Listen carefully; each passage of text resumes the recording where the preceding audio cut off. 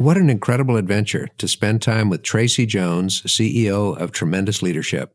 What a career she's had, from learning how to sell door to door to getting very interested in military service and serving our country for 12 years as an officer in the Air Force, to then becoming a project manager in contracting for tech fields and military fields, also working with the National Security Agency. And then finally, due to the death of her father, feeling the call to move in and take on what he had started, to share the inspirational, motivational message that can be found in books and in videos and in audios with all of the world, and to do it for the right reasons and the right purpose. Absolutely incredible lessons that we realized from her. A couple of things that hit me really strongly as we were talking. When she got out of the military and realized that the whole key to moving forward is influence, whereas in the military it's command and control. In other words, in the military at some point we run out of patience and we just say, you're out of here, disciplinary action, you're replaced, you're transferred. In the worst cases, you're mustered out of the service. But in most of real life, it is about influence. And I'm reminded of the things that Dr. Dacher Keltner shared with us very recently about the power paradox, that a leader actually only has power to the extent that the followers are willing to give that. And so leaders that become people of influence, that pull people together, is such an important thing.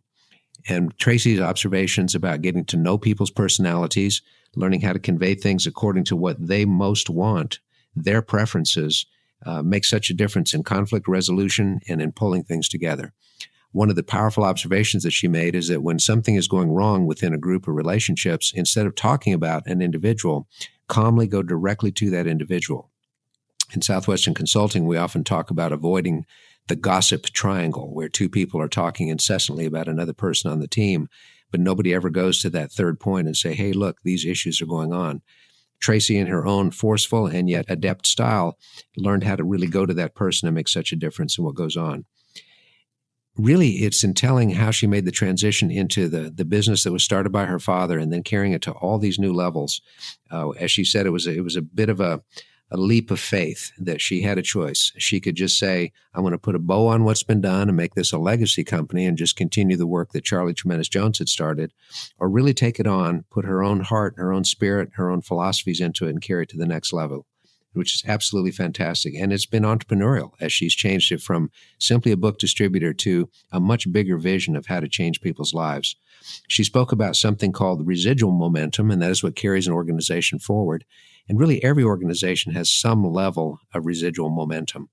But the organizations that thrive are the ones that have the second kind, and that is the creative momentum.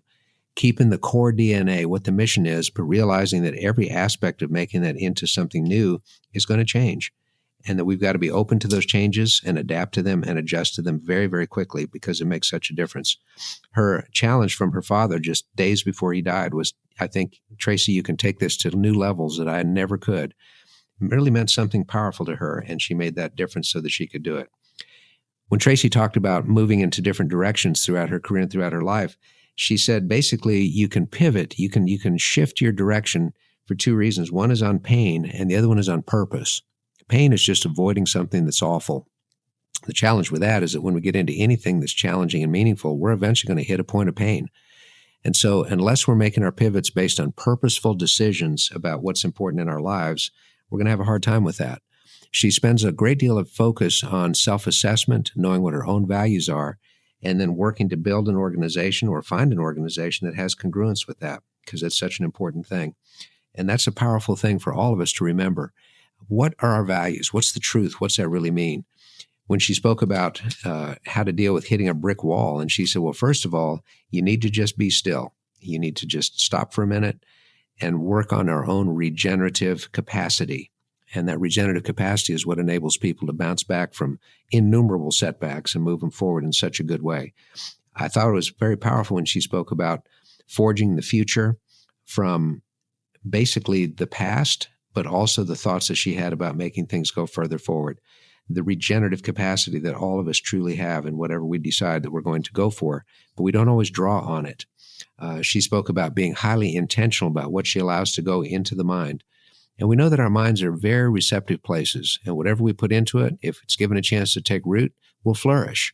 We put the right influences, the right people, the right thoughts, the right books, the right sayings, the right music even, it will flourish in our brains. We put the wrong in, it will also flourish.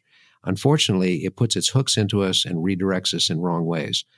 Tracey's gone to some rather extreme measures. She doesn't listen to the news. She has turned off her cable television. She's tried to eliminate the people that were toxic in her life and help herself stay very clear. And as she does that clarity, she finds a greater capacity to give. Clearly, she's always growing, pursuing a doctorate degree right now in leadership. She's writing, she's producing, she's publishing, she's speaking, she's leading an organization, and she's being an awesome member of a family. I think there's a great deal of true joy that we can detect in Tracey's voice as well. And joy is not the same as pleasure. It's interesting in the Bible, Paul says, count it all joy when you are subject to diverse challenges, temptations, tribulations, and problems. Count it all joy. Most of us wouldn't think that problems are going to lead to joy. Well, problems don't lead to pleasure, that's for sure. But joy is that deeper sense of being fully alive, fully into something. And that's what I detected from what Tracey had to say. So it's worth a re-listen. So many powerful points there. Tremendous Leadership is the website. This is Tracey Jones, and I'm so grateful that we had time to have her on the Action Catalyst. Time goes really quickly. Thank you all for listening in and being a part of this. And until next time, Dan Moore, we'll see you then.